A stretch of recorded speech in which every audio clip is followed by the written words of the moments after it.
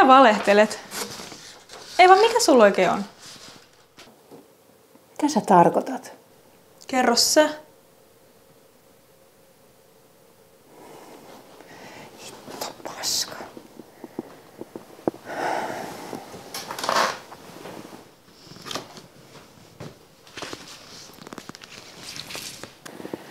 Muistatko sen Markon niistä viime bileistä? Mä en tiedä mitä mä edes sanoisin sulle. Mä en voinut sille mitään.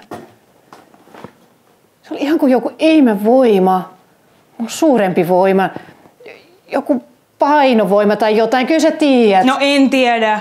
Marko on naimisissa. Ja sä olet toinen nainen. Oikeesti, Laura. Mulla on jo tarpeeksi huono omatunto. No hyvä, niin kuuluu ollakin. Mietit sä ikinä miltä se vaimosta tuntuisi, jos sais tietää? Joo, kyllä mä mietin sitä koko ajan. No ethän mieti. Sä mietit vaan itseäsi. Ja mitä sulle tapahtuisi, jos sais tietää. Ei sua se vaimo tai sen tunteet kiinnosta. Se on sulle joku idioottivaimo, josta sä et tiedä yhtään. Okei. Siis mitä vittua tää sulle kuuluu? Oikeesti, mitä sä haluut?